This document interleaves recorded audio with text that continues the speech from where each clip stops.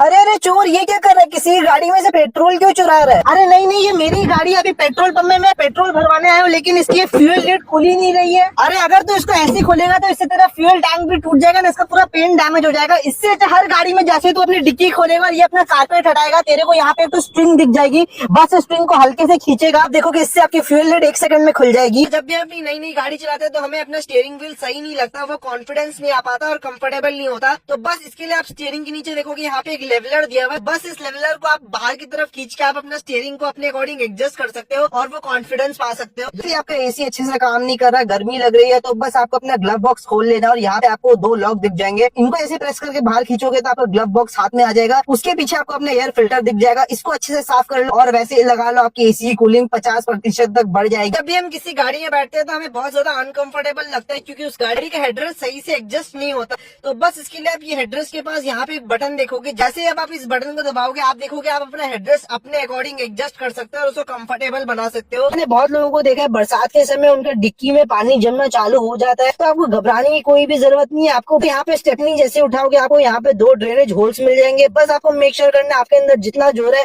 उतना जोर से ड्रेनेज होल्स को मारो और नीचे से सारा पानी ड्रेन होने लग जाएगा। अगर कोई गाड़ी का स्टीयरिंग या फिर टच स्क्रीन हैंग हो जाए तो बस इधर आपको पावर बटन और मेन्यू बटन को लेके दोनों को एक संग दबाना है और 2 मिनट बाद देखोगे अभी गाड़ी की स्क्रीन वापस से रिस्टार्ट हो जाएगी और एकदम स्मूथली काम करने लगेगी। अभी गाड़ी के दरवाजे और बोनेट बंद है, लेकिन तभी भी आपको बहुत ज्यादा पैनल गैप नोटिस होते हैं। तो बस इसके लिए जैसे अपना दरवाजा या फिर बोनेट खोलोगे आपको यहाँ पे 4 स्क्रूज मिल जाएंगे। मेक श्योर करना आप इन चारों स्क्रू को अच्छे से टाइट कर लो और उसके बाद आप देखोगे आपके जो सारे पैनल गैप है वो बिल्कुल गायब हो जाएंगे। जब भी हम रात को ड्राइविंग करते हैं तो हमें अपनी गाड़ी की हेडलाइट बहुत ज्यादा कम लगती है और कुछ दिखाई नहीं देता। तो बस इसके लिए देखोगे यहाँ पे एक हेडलाइट लेवलर दिया हुआ है। इस हेडलाइट लेवलर को एकदम मिनिमम पे करके एक बार देखो, आप देखोगे आपकी हेडलाइट एकदम 10% तक ब्राइट हो गई है। कि वाइपर ब्लेड्स खराब हो गए, ठीक से साफ नहीं कर रहे, तो आपको शोरूम पे जाने की कोई जरूरत नहीं है। अपने वाइपर को कुछ इस प्रकार से उठा के टिल्ट करो और नीचे एक बटन मिल जाएगा, उसको दबाओ और आपका वाइपर आपके हाथ में कुछ इस प्रकार से आ जाएगा। बस एक नया वाइपर लेके उसी सेम प्रोसेस से कुछ इस प्रकार से लगा लो और आपका वाइपर रिप्लेस हो जाएगा। अपना front door and back door खोलोगे और नीचे आओगे आपको यहाँ पे 3 होल्स मिल जाएंगे। मेक श्योर करना आप इन होल्स को बहुत ही अच्छी तरीके से साफ कर लो, क्योंकि अगर एक बार गाड़ी के डोर में पानी जमना चालू हो गया तो आपको पता भी नहीं चलेगा कैसे आपके स्पीकर एंड अदर कंपोनेंट्स कितनी जल्दी खराब होने लग जाएंगे। जैसे कि अगर आपका गाड़ी का ओआरवीएम टूट जाए तो बस आपको अपनी गाड़ी की चाबी इसके नीचे घुसा के ऊपर से पुश करना है और ये आपके हाथ में आ जाएगा। बस एक नया ओआरवीएम लेके आके कुछ इस प्रकार से इस पर पुश करो और जैसे टक की आवाज आए समझ जाना आपका मिरर पूरा लग जाएगा। शोरूम वाले इसका 5 से 10 हजार रुपए भी चार्ज कर लेते हैं। इससे तो सेंट्रल लॉकिंग काम कर रही है, लेकिन दूर जाते सेंट्रल लॉकिंग फेल हो गई, काम नहीं कर रही है, तो बस अपनी गाड़ी की चाबी को अपनी जो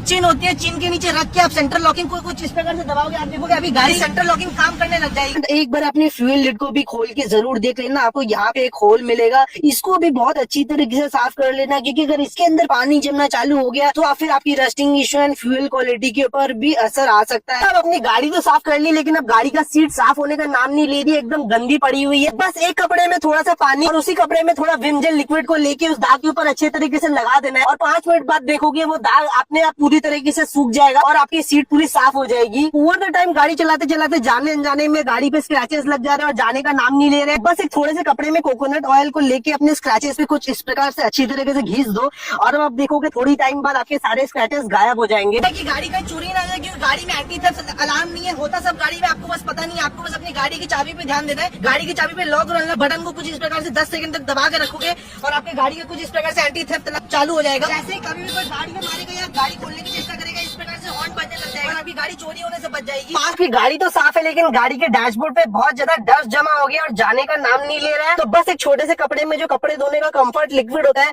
उसको डाल लेना और अपने डैशबोर्ड पे कुछ इस प्रकार से अच्छे से लगा लेना है। अब आप देखोगे इन फ्यूचर कभी भी ये धूल डैशबोर्ड पे चिपकेगी ही नहीं। ऑटो डोर लॉक और auto window up and down का फीचर नहीं है, बस अब अपनी गाड़ी की चाबी को इग्निशन में घुसा के एक बार घुमाना है और अब ये जो लॉक और अनलॉक का बटन है उसमें से लॉक बटन को 10 सेकंड तक दबा के रखोगे, आप देखोगे आपका ऑटो डोर लॉक अपने आप एक्टिवेट हो जाएगा। ऐसी वीडियोस के लिए फॉलो जरूर कर लेना।